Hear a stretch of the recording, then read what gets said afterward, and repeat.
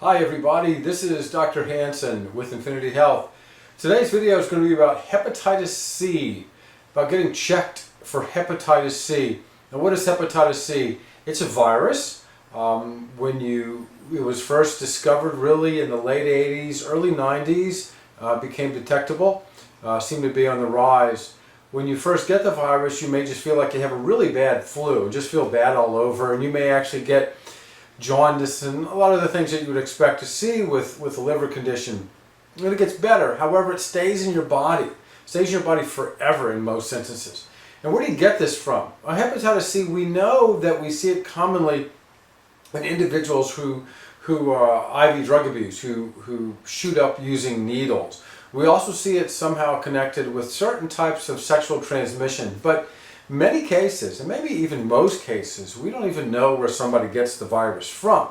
It happens to be picked up on some routine blood work, or if somebody's donating blood, it's picked up by them. So anyway, it's bad for a couple reasons. Hepatitis C not only makes you feel bad for maybe a little bit, but it actually increases your chance of developing cancer of the liver. That's right, cancer of the liver.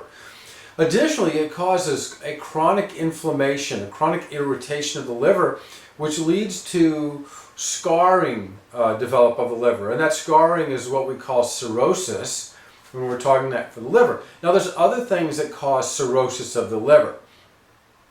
Excess of alcohol consumption, other types of hepatitis viruses. We also see it with certain hereditary conditions, with iron overload, etc. So there's other things that cause cirrhosis of the liver, alcohol being the most prominent one otherwise. But let's talk about the liver just a little bit. First, here's an image. Here's a picture of the human body showing you where the liver is actually located in the right upper part of the abdomen. The next image is we're showing a close-up of what a normal liver looks like. It has a nice brownish, reddish texture to it, very smooth and even. And then this following picture here shows a liver that's been inflamed chronically. It's got nodules on it. It's got different colorations to it. It has scarring going on. This is a cirrhotic liver, and a cirrhotic liver does not work well. It does not filter your body. It doesn't perform many vital functions that the liver and only liver can do. So sometimes the only treatment, if you have a cancer of the liver, they can surgically go out and remove the cancer. However, in some instances, if you have cirrhosis of the liver and the liver just is not working well, sometimes the only treatment for that towards the end stage would be to actually do a liver transplant. And a lot of those are successful, but it is no easy task. A liver transplant is a very complicated procedure, and you have to take medicine throughout your entire life to prevent your body from rejecting this implanted liver. So if you get to that stage, that's not where we want to be. So you always have to make sure you take care of the liver. And I guess the best advice was from an old Saturday Night Live skit where Dan Aykroyd is doing his impersonation of Julia Childs, and here we see this. They love liver. Save the liver. Don't throw it away. I hope I've made my point. Don't throw the liver away. Now, where was I? Another reason not to throw away the liver.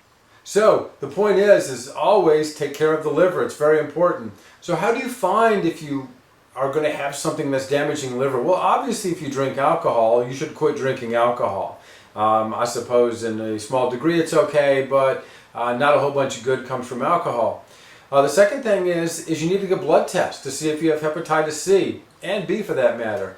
So a lot of times if you donate blood, you'll find out from the blood bank that you have clean labs, or sometimes you might find out that you have an abnormality, and then you'll pursue it. If you haven't had a chance to do a blood donation, I wish you would, but if you haven't had the chance, then go ahead and actually contact your doctor to find out if you know that whether you've ever been screened for hepatitis C. Now, that is the current recommendation these days. The United States Preventive Services Task Force has aligned with others in recommending that individuals between the ages of 18 and 79 get screened for hepatitis C.